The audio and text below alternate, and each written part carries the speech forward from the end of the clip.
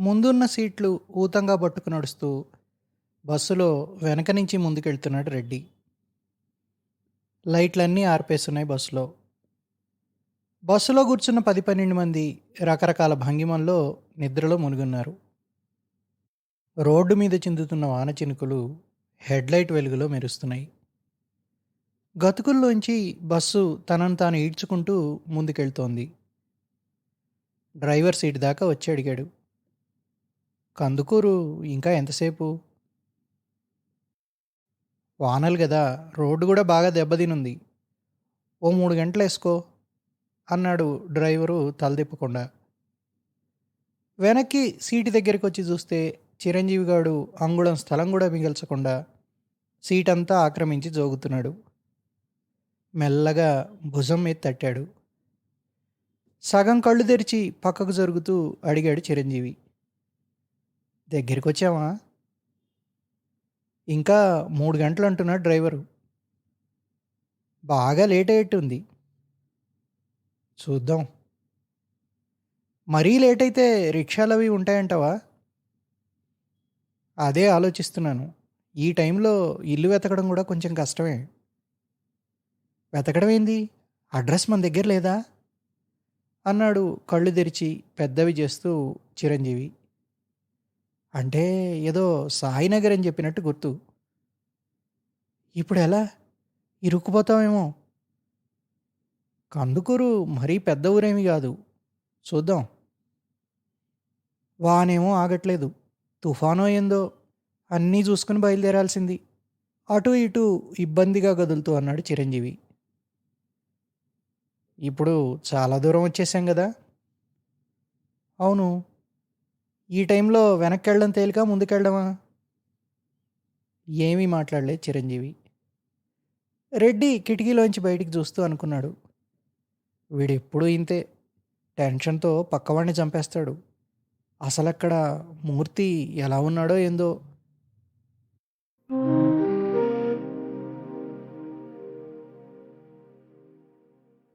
రామిరెడ్డి చిరంజీవి ఇద్దరూ చిన్నప్పటి నుంచి ఒంగోలులో ఒకే స్కూల్లో చదువుకున్నారు. రామిరెడ్డి వాళ్ళది పెద్ద వ్యవసాయ కుటుంబం. ఉలవపాడు ఆ చుట్టుపక్కల మామిడి తోటలున్నాయి వాళ్ళకి. చిరంజీవి నాన్నగారు ఎల్ఐసిలో సీనియర్ పొజిషన్లో పనిచేస్తారు. ఒక్కడే సంతానం. చిరంజీవి, రెడ్డి, మూర్తితో పాటు ఇంజనీరింగ్ థర్డ్ ఇయర్లో ఉన్నారు. కంబైన్ స్టడీలు, కాలేజీ ఎగ్గొట్టడాలు ముగ్గురు కలిసే చేస్తారు. అదే కాలేజీలో చదువుతున్న వాళ్ళ పెద్దమ్మ కొడుకుతో కలిసి చిరంజీవి ఒక రూమ్లో ఉంటే, వెనక పోర్షన్లో ఉండే ఇంకో రూమ్లో రెడ్డి, మూర్తి ఉంటారు. పొద్దున్న బాగా ఒళ్ళు నొప్పులని చెప్పి కాలేజీకి రాలేదు మూర్తి. సాయంత్రం వచ్చేటప్పటికి రూమ్ తాళం వేసింది. ఇంటికలా ఆయనకి కీ ఇచ్చి వెళ్ళాడు, ఊరెళ్తున్నా అని చెప్పి. రూమ్లోకొచ్చి మెళ్ళో వేసుకున్న ఐడి కార్డు టేబుల్ మీద పడేస్తుంటే ఒక చిన్న కాగితం మొక్క పెట్టింది. నాన్న పోయారు, టెలిగ్రామ్ వచ్చింది, బయలుదేరుతున్నా. ఉన్న డబ్బులు ఛార్జీలకు మాత్రం సరిపోతాయి. మూర్తికి రామిరెడ్డి చిరంజీవులతో తప్ప వేరే ఎవరితో పెద్ద పరిచయాలు లేవు. చదువు తప్ప ఏదీ పట్టదు అతనికి. చిన్నప్పుడే వాళ్ళ అమ్మ పోయారు. ఇంట్లో డబ్బులు ఇబ్బంది ఉన్నట్టుంది. ఏ నెల టైంకి అందవు వచ్చే మనీ ఆర్డర్లు. పర్సులో ఉన్న 300 నోట్లు చూసుకుంటూ అనుకున్నాడు రెడ్డి. కొంచెం తొందరగా బయలుదేరితే రాత్రి 10 కల్లా కందుకూరు చేరొచ్చు. తలుపు దోసుకుంటూ టీకి పోదాం అంటూ చిరంజీవి వచ్చి, మూర్తిగాడేడి, క్లాసుకు కూడా రాలేదు అని అడిగాడు. విషయం చెప్తే, అయ్యో నేను వచ్చేవాడిని కానీ రేపు ఏటీడీ ల్యాబ్లో రికార్డ్ సబ్మిట్ చేయాలి అన్నాడు. అదంత కొంపలు మునిగే విషయం కాదు కానీ అసలు విషయం చెప్పు అని చిరంజీవి మొహంలోకి చూస్తూ అడిగాడు రెడ్డి. అంటే నాకు అలాంటి చోట్లకి వెళ్ళడం కంఫర్టబుల్గా ఉండదు. మా తాతయ్య పోయినప్పుడు కూడా ఎక్కువసేపు అక్కడ ఉండలేకపోయాను. ఏటో చూస్తూ చెప్పాడు చిరంజీవి. అది సరే, డబ్బులు ఏమైనా ఉన్నాయా? మూర్తిగాడికి అవసరం పడచ్చు. ఒక 200 ఉన్నాయి. అన్నని అడిగితే ఇంకో 3, 400 దొరకొచ్చు అని చెప్పి వెళ్ళిన చిరంజీవి ఓ 15 నిమిషాల్లో ఓ చిన్న బ్యాగ్ భుజాన వేసుకుని వచ్చాడు.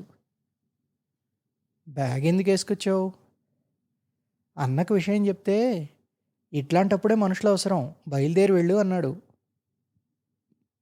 భోజనం అయిందనిపించి ఆదరాబాదరాగా బయలుదేరారు ఇద్దరు. కుండపోత వర్షం. గూడూరులో బస్సు ఎక్కేటప్పటికి బాగా లేట్ అయిపోయింది.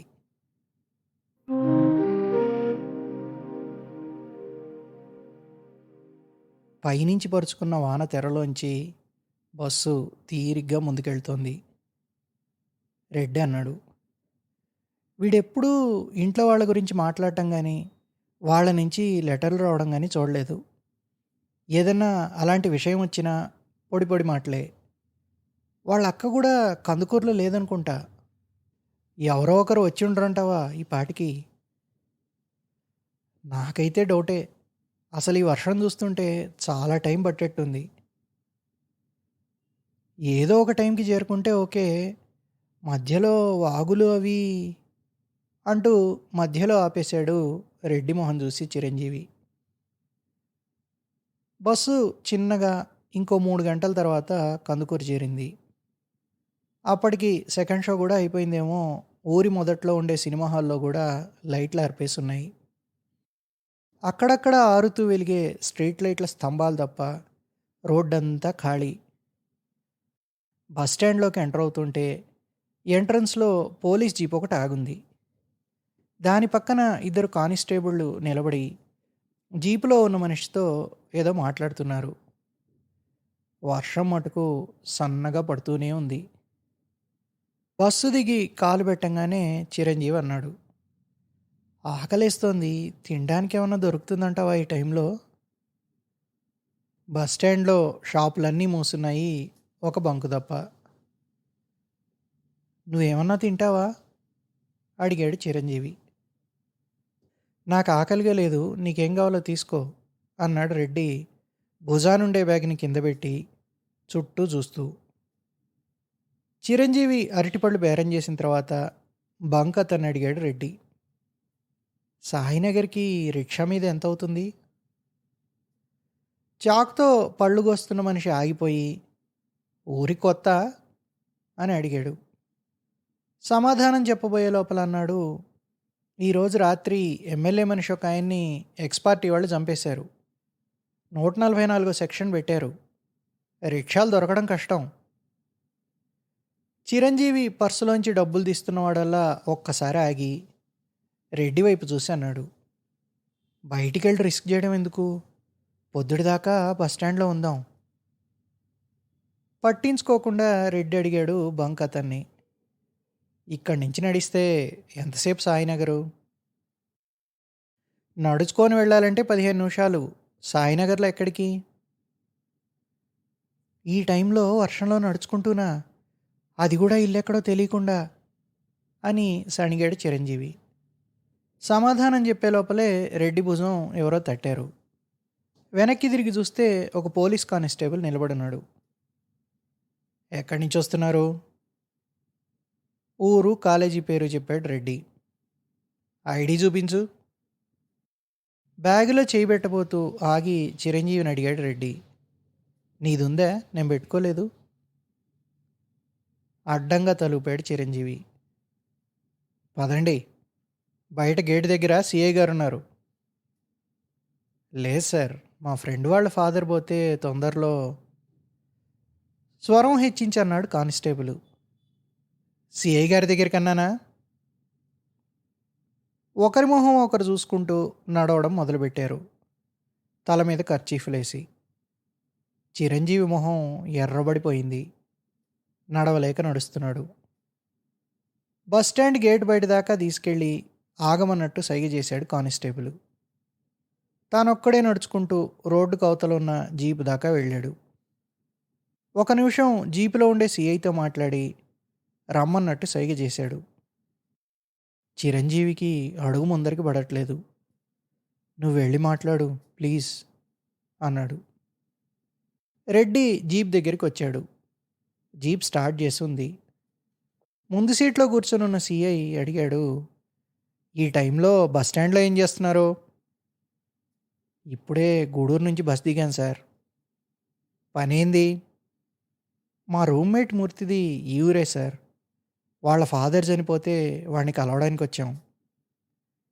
"ఇంజినీరింగ్ స్టూడెంట్లు అని చెప్పారట మా వాడికి. ఐడీ కార్డులు పట్టుకొని తిరగరా మీరు రాత్రి ప్రయాణాలు చేస్తూ?" తొందరలో మర్చిపోయాం సార్." "మీ ఫ్రెండ్ ఇల్లెక్కడా ఊళ్ళో?" చెప్పాడు రెడ్డి. "సాయినగర్‌లో ఎక్కడ?" "అది ఇంటి అడ్రస్ ఎక్కడ?"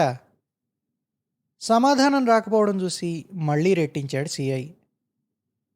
"కరెక్ట్‌గా తెలీదు సార్." "రమణరావు, ఇద్దరిని స్టేషన్‌కి తీసుకెళ్ళు, నేను రౌండ్స్ మీద పోతున్నా" అని కానిస్టేబుల్కి చెప్పి వెళ్ళిపోయాడు జీప్లో సీఐ. సీఐకి ఏదో చెప్పబోతున్న రెడ్డి తన పక్కనున్న ఆ కానిస్టేబుల్ రమణారావు వైపు చూశాడు. చెప్పాడు, "సార్, నిజంగానే ఈ ఊరు మా వాడిని గెలవడానికి వచ్చామండి. తొందరలో వచ్చేసాం. మా మూర్తిని చేరుకోవటం ఇప్పుడు చాలా అవసరం. ఏదో ఒకటి చేయండి." "ఒకసారి సీఐ గారు ఏదైనా చెప్పిన తర్వాత మా చేతుల్లో ఏముండదు. మీ మొహాలు చూస్తే చెప్పేది నమ్మాలనే ఉంది. సీఐ గారు ఎటు ఒక గంటలో స్టేషన్కి వస్తారు. అప్పుడు ఏదైనా మాట్లాడి చూడొచ్చు." అలానే కాళ్ళు ఈడ్చుకుంటూ అతనితో ఓ 2 ఫర్లాంగుల దూరంలో ఉన్న స్టేషన్‌లోకి అడుగుపెట్టారు ఇద్దరు. ఒక వరండా, వరండాలోంచి లోపలికెళ్తే హాలు. అక్కడ ఇద్దరు పోలీసులు చైర్లు, టేబుళ్ళు వేసుకొని కూర్చున్నారు. తన కుర్చీలో కూర్చుంటూ మూలగా ఉండే బల్ల చూపిస్తూ, "అక్కడ కూర్చోండి" అన్నాడు రమణారావు. హాల్‌లో ఒక మూల కటకటాల గది ఒకటుంది. దాంట్లో నేల మీద కూర్చొనున్న ఇద్దరి ఆకారాలు కనబడుతున్నాయి. అటుపక్క, ఇటుపక్క ఇంకో 2 రూములు. ఒక రూమ్ తలుపు దగ్గరగా వేసుంది. రూమ్ లోపల నుంచి గట్టి గట్టిగా అరుపులు వినబడుతున్నాయి. నేలంతా అక్కడక్కడ రెక్క పురుగులు కుప్పలు కుప్పలుగా చచ్చిపడున్నాయి. ఎదురుగా కూర్చున్న రమణారావు పేపర్ చేతిలోకి తీసుకున్నాడు. వెనకాల పేజీలో చిరంజీవి గ్యాంగ్ లీడర్ సినిమా 50 రోజులని రాసుంది. సినిమాల్లో తప్ప పోలీస్ స్టేషన్ని చూడని చిరంజీవి రుమాల్తో మాటి మాటికి మొహం తుడుచుకుంటున్నాడు. "ఏదో ఒకటి ఆలోచించరా, పుణ్యం ఉంటుంది." చిరంజీవి మాటలు తడబడుతున్నాయి. "ఇంకెవరన్నా వచ్చి మనల్ని బయటపడేసి మూర్తి దగ్గరికి తీసుకెళ్లే అవకాశం ఉందా?" "లేదు." "ఏం చెయ్యాలి?" అన్నాడు రెడ్డి. "మనమే ఏదో చెయ్యాలి." "అది ఆ విషయం ఆలోచించు. నేను కూడా అదే పని మీదున్నా. అయినా మన సంగతి సరే. మూర్తి ఎట్టున్నాడో, వాడికి తోడెవరన్నా ఉన్నారో లేదో." ఓ 2 నిమిషాలాగి చిరంజీవి అన్నాడు, "మూర్తి అప్పుడప్పుడు వాళ్ళ టీచరు ఒక ఆయన గురించి చెప్తుంటాడు." "ఆ, నా దగ్గర కూడా అన్నాడు. లెక్కల మేస్టర్ అనుకుంటా. పేరేమన్నా గుర్తుందా?" ఈలోగా సీఐ జీపు స్టేషన్లోకి ఎంటర్ అయింది. గబగబా స్టేషన్లోకి వచ్చి వీళ్ళ మొహాల్లోకి చూసి రూమ్లోకి వెళ్ళి కాలింగ్ బెల్ కొట్టాడు. రమణారావు, అతని పక్కన కుర్చీలో కూర్చొన్న కానిస్టేబుల్ ఇద్దరూ సీఐ రూమ్లోకి వెళ్ళారు. ఇటుపక్క రూమ్ నుంచి అరుపులు ఎక్కువ అవుతున్నాయి. సీఐ అడిగాడు, "ఏమంటున్నాడా రాజాగాడు? ఏడుపులు పెడబొబ్బలు కాకుండా చెప్పాడా ఏమన్నా?" "లేదు సార్, రాత్రంతా తాగి ఇంట్లో పడున్నట్ట. అసలు ఆ హత్య విషయమే తెలియదంటున్నాడు." సీఐ అంటున్నాడు, "ఆ రాజాగాడి ఒంటికి మీ చేతులు సరిపోయినట్లేదు." ఆ మాటలు చెవిలో పడ్డ చిరంజీవి మొహం చేటంత అయింది. "మూర్తి చెప్పాడన్నానే, వాళ్ళ స్కూల్ టీచరు. గుర్తొచ్చింది. ఆయన పేరు రాజారాం గారు." "కరెక్ట్, అదే" అన్నాడు రెడ్డి. ఇద్దరూ అడుగులో అడుగు వేసుకుంటూ సీఐ రూమ్ ముందరకొచ్చి నిలబడ్డారు. "Excuse me sir." "ఏంది?" విసుగ్గా తలదిప్పి చూశాడు సీఐ. "ఇక్కడ స్కూల్ టీచర్ ఒక ఆయన తెలుసండి, రాజారాం గారని" అన్నాడు రెడ్డి. రమణారావు వైపు చూశాడు సిఐ. అవును sir, municipal high school teacher ఒక ఆయన ఉన్నాడు. పక్క వీధిలోనే ఆయన ఇల్లు అన్నాడు రెడ్డి. సార్, ప్లీజ్ సార్, మా కాలేజీకి రేపు పొద్దున మీరు ఫోన్ చేస్తే వివరాలన్నీ తెలుస్తాయి. ఇప్పుడు వెళ్ళనివ్వండి. మళ్ళీ రేపు కనబడమంటే వచ్చి కనబడతాం.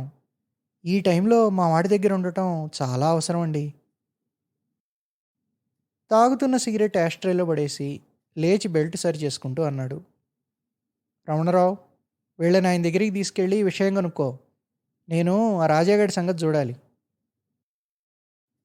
స్టేషన్ బయటికి రాగానే అన్నాడు చిరంజీవి.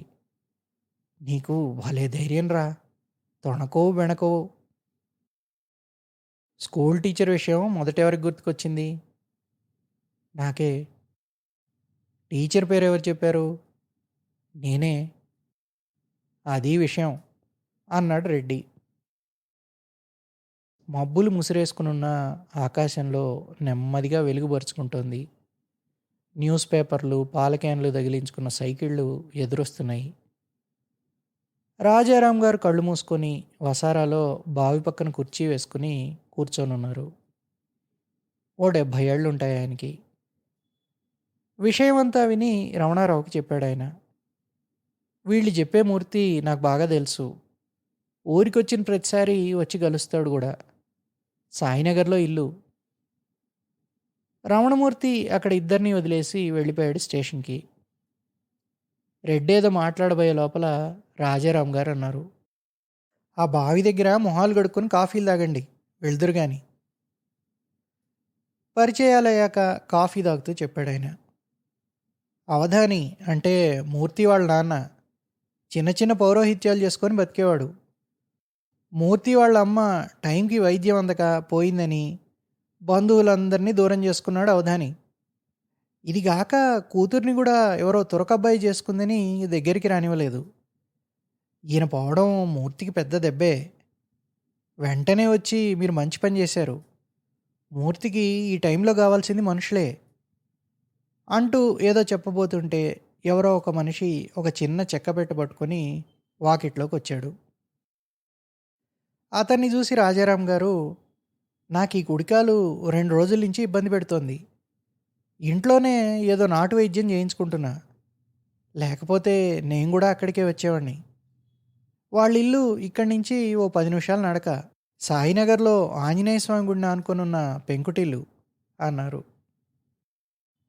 మూర్తి ఇంటివైపు వెళ్తుంటే చిరంజీవి అన్నాడు. వాణ్ణి దలుచుకుంటుంటే జాలేస్తోంది. ఏమి ఇబ్బందులు పడుతున్నాడో ఏందో. ఆ వీధి మొదట్లో ఉంది ఆంజనేయ స్వామి గుడి. ఆంజనేయ స్వామి గుడికి ఆనుకునున్న ఇల్లు గేటు తీసుకుని లోపలికి అడుగుపెట్టారు ఇద్దరు. ఇంటిపైన పెంకులన్నీ నల్లబడి అక్కడక్కడ విరిగి ఖాళీల్లోంచి దూలాలు కనబడుతున్నాయి. గోడలన్నీ చెమ్మబట్టినట్టున్నాయి. వసారాలో అక్కడక్కడ పోగులు లేచిపోయిన నవారు మంచం ఒకటేసింది. గేటు శబ్దం వినగానే వసారాలోకి వచ్చాడు మూర్తి. ఇద్దరి చేతులు పట్టుకొని అన్నాడు. రాత్రికే వచ్చేస్తారనుకున్నా. ఒంట్లోంచి శక్తినంతా ఎవరో లాగేసుకున్నట్టు కనబడుతున్నాడు మూర్తి. ఇంట్లో ముందు గదిలో పడుకోబెట్టున్నారు మూర్తి వాళ్ళ ఫాదర్ని. ఇంట్లో వేరే మనిషి జాడ కూడా లేదు.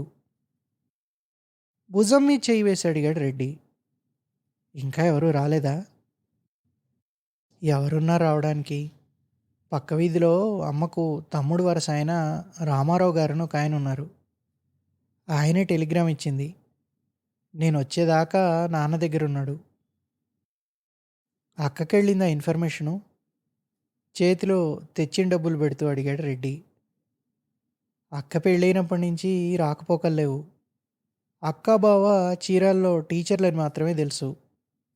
రామారావు గారు ఎవరో మనిషి నిన్న చీరాలు పోతుంటే చెప్పి పంపించారట. ఖర్చులకి ఎంత అవ్వచ్చు? ఏమో, అంత ఐడియా లేదు. ఓ 2-3 వేలు అవ్వచ్చేమో. బ్రాహ్మడు, అతనితో పాటు ఓ 4 మనుషులు, సామాన్లు అన్నాడు మూర్తి. మిగతా ఇద్దరు ఒకరి మొహం ఒకరు చూసుకున్నారు. మేము తెచ్చినవి సరిపోవు, ఇంకా డబ్బులు కావాల్సి వస్తాయి. అన్నాడు చిరంజీవి. అదే ఆలోచిస్తున్నాను. రామారావు గారు గూడా కోర్టు కేసేదో ఉందని ఊళ్ళో ఈరోజు ఉండనని జెప్పి వెళ్ళిపోయారు. అన్నాడు మూర్తి నిస్తేజంగా చూస్తూ. రాజారాం గారినడిగితే? అన్నాడు చిరంజీవి. అదే టైంలో గేటు తీసుకుని ఓ 30 ఏళ్ల అమ్మాయి దాదాపు పరిగెత్తుకుంటూ లోపలికొచ్చింది. ఆమెను చూసి వెంటనే కళ్ళలో నీళ్లు తిరిగాయి మూర్తికి. ఆమె చెయ్యి పట్టుకొని లోపలికి తీసుకెళ్ళాడు. ఆ అమ్మాయి వెనకాలే కళ్ళజోడు పెట్టుకొని తెల్లగా ఉన్న ఒకతను లోపలికొచ్చి అడిగాడు. మీరు మూర్తి స్నేహితులా? అవునండి, క్లాస్‌మేట్స్. చేయి గలుపుతూ అడిగాడు అతను. నా పేరు భాష. మూర్తి వాళ్ళ బావని. జరగాల్సిన ఏర్పాట్లేమన్నా జరిగాయా? విషయం విన్న తర్వాత అన్నాడతను. దగ్గరలో మా బీఎడ్ క్లాస్‌మేట్ ఒకతనున్నాడు. అతనికి ఈ విషయాలు తెలిసుంటాయి. భాషతో పాటు రెడ్డి, చిరంజీవి బయటకు కదిలారు. మాటల మధ్యలో అడిగాడు చిరంజీవి. మీరు మూర్తి వాళ్ళ ఇంటికొస్తుంటారా అప్పుడప్పుడు? అదోలా నవ్వి అన్నాడతను. మా పెళ్ళి ఫ్రెండ్స్ చేతుల మీద జరిగింది. పెళ్ళయిన తర్వాత నేరుగా ఇంటికొస్తే దాదాపు కొట్టినంత పని చేశారీయన. విషయం ఈరోజు పొద్దున్నే తెలిసింది. బయలుదేరొచ్చాము. ఆయన మీద మీకు కోపంగా లేదా? బతికున్నప్పుడు ఆయనకి నేను పనికిరాలేదు. పోయినప్పుడు ఆయన కూతురికన్నా పనికిరావాలిగా? చిరంజీవి అతన్నే చూస్తూ ఉండిపోయాడు ఓ క్షణం. ఒక సంచి సామాన్లతో బ్రాహ్మడు వెదురుబద్దలు భుజానేసుకొని ఓ మనిషి ఇంటికొచ్చారు వర్షంలో దడుస్తూ. మూర్తి బావి దగ్గర ఓ చేదనీళ్లు నెత్తిన పోసుకుని తడిపంచెతో బయటకొచ్చాడు. కార్యక్రమం అంతా పూర్తి చేసి అవధాని గారిని పాడ మీద పడుకోబెట్టారు. ఇంకో ముగ్గురు కావాల్సొస్తారు అన్నాడు బ్రాహ్మడు. పాడె తయారు చేసిన మనిషితో అవధాని గారి ముందు పక్కకొచ్చి నిలబడ్డాడు మూర్తి వాళ్ళ బావ. రెడ్డి కూడా ఓ 2 అడుగులేశాడు అవధాని గారి వైపు. అప్పటిదాకా ఏదో ఆలోచిస్తూ నిలబడున్న చిరంజీవి నెమ్మదిగా నడుస్తూ వచ్చి నాలుగో మనిషి స్థానంలో రామిరెడ్డి పక్కకొచ్చి నిలబడ్డాడు. బ్రాహ్మడు ఒక్క క్షణం ఆగి చెప్పాడు. చిరంజీవి, రెడ్డి ఇద్దరి మొహాల్లోకి తేరిపార చూస్తూ, మీరిద్దరూ మరీ చిన్నవాళ్ళుగా ఉన్నారు. మా బ్రాహ్మణుల్లో మటుకు తల్లిదండ్రి ఉన్న వాళ్ళని శ్మశానానికి రానివ్వం. ఇలాంటి పనులు అసలు చేయనివ్వం. రెడ్డి చిరంజీవి వైపు చూశాడు. చిరంజీవి మొహంలో ఏ మార్పు కనిపించనివ్వకుండా కిందికి ఎత్తుకోవడానికి వంగాడు. మిగతా ముగ్గురితో కలిసి చిరంజీవి అవధాని గారి శరీరాన్ని మోస్తుంటే బ్రాహ్మడితో పాటు ముందుకు నడిచాడు మూర్తి. భోజనాలు అయ్యేటప్పటికి మధ్యాహ్నం 4 అయింది. మూర్తి వాళ్ళ బావ బ్రాహ్మడికి డబ్బులు ఇచ్చేసి చెప్పాడు బయలుదేరబోతున్న ఇద్దరిని చూసి. నేను కూడా బస్ స్టాప్ దాకా వస్తాను. దారిలో అడిగాడు. నెల నెల ఎంత ఖర్చు అవుతుంది మీకు? ఫీజు వివరాలు, నెల ఖర్చు చెప్పాడు చిరంజీవి. ఇది నా అడ్రస్సు. ఇక నుంచి అతని చదువు ఖర్చు వాళ్ళ అక్క నేను చూసుకుంటాం. మూర్తికి మొహమాటం ఎక్కువ అని వాళ్ళ అక్క అంటూ ఉంటుంది. అతనికి వేరే అవసరం ఏదన్నా వస్తే నాకు ఇన్ఫామ్ చేయండి. బస్సు బయలుదేరే ముందు అతని చేతిని తన 2 చేతుల మధ్యలోకి తీసుకుని మా కాలేజీకి రండి వీలున్నప్పుడు అన్నాడు చిరంజీవి. బస్సు బయలుదేరిన ఓ 2 నిమిషాల తర్వాత రెడ్డి అడిగాడు. శ్మశానానికి రాకూడదన్నప్పుడు నీలో రియాక్షనే లేదు? అక్క కోసం వాళ్ళ బావంత చేస్తున్నప్పుడు నేను మూర్తి కోసం ఆ మాత్రం చేయొచ్చు అనిపించింది. ఏమో, ఈ ఊర్లో ఏదో అయింది నీకు అన్నాడు రెడ్డి. ఏం లేదు, వర్షంలో తడిసి తడిసి దుమ్ముదిలింది అంటూ 24 గంటల తర్వాత మొహానికి నవ్వు బులిమాడు చిరంజీవి. వాన ఆగిపోయి చాలాసేపు అయింది. సూర్యుడు మబ్బుల్లోంచి మెల్లగా బయటకొస్తున్నాడు.